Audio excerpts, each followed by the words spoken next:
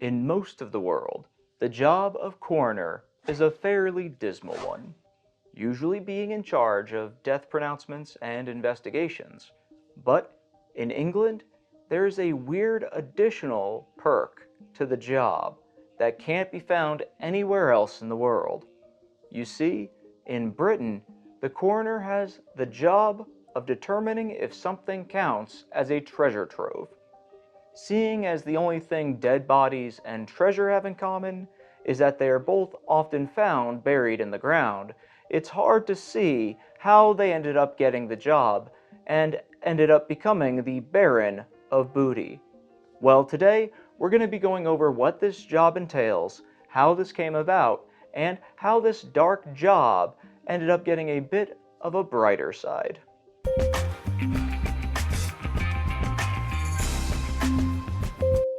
So, to understand how all this came about, we're going to have to dive into the history of coroners and why they were created in the first place.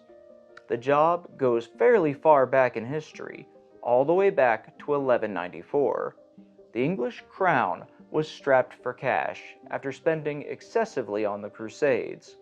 And to help to make sure that the king's coffers got what they were due, they needed a new bureaucratic position to act locally on the crown's behalf. Someone who could help settle local matters and ensure that revenue or property that was due to the crown was properly being collected.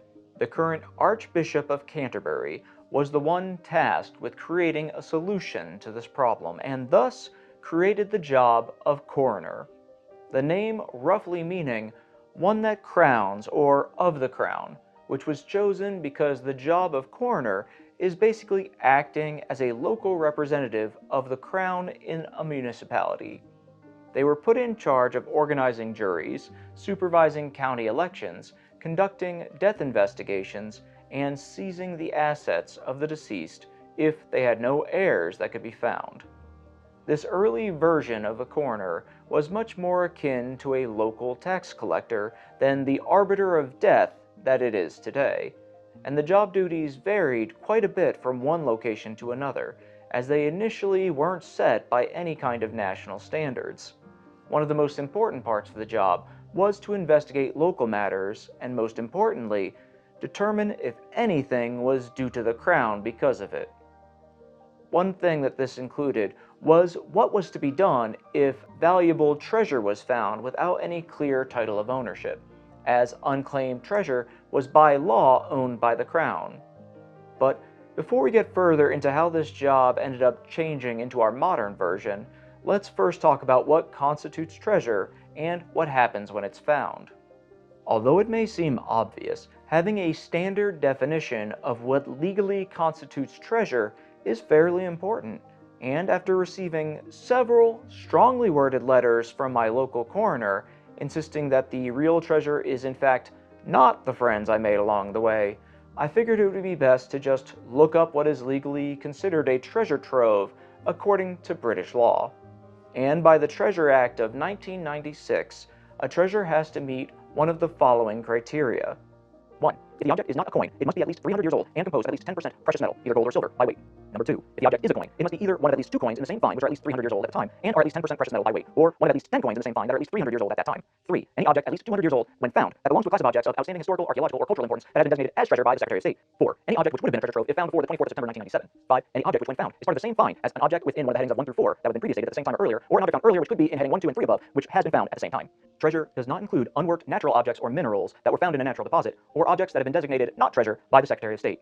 Objects falling within the definition of wreck are also not treasure. Now, if you found that definition both painful to listen to and confusing, welcome to Introduction to Law. And if someone finds anything they think may qualify as treasure, since who the heck is going to know, understand, and follow the aforementioned atrocity of a definition, they have to notify the coroner within 14 days, or face potential fines or jail time. The coroner will then hold an inquest and determine if the find does in fact qualify as treasure or not. In addition to this, the coroner is also in charge of finding and notifying any parties with a potential interest in the treasure, such as current landowners and occupiers, other parties who could be considered finders, or anyone else with a potential claim, such as prior landowners or occupiers. Now, the coroner is not in charge of legally determining if someone does have the title to the find, just if they potentially could have a claim to it, so they can be notified and participate in the coroner's inquest, which is handled by the courts, and that's what will determine it. One of the important powers that a coroner has is the ability to investigate a find, including summoning and questioning witnesses. And this isn't just in a kind of, oh, if you have time, would you answer a couple of questions for me kind of way. You would be held in contempt of court if you decide not to comply with the investigation. So they do have some real power here. If the coroner decides that the find does not qualify as treasure, it is released to the person who found it. But if it is, it'll be claimed by the Crown, and the person finding it will be rewarded the full market value as determined by the Treasure Valuation Committee. The treasure is then offered for sale to local and national museums at this value. So how did things go from the local hand of the Crown to dead bodies and treasure only?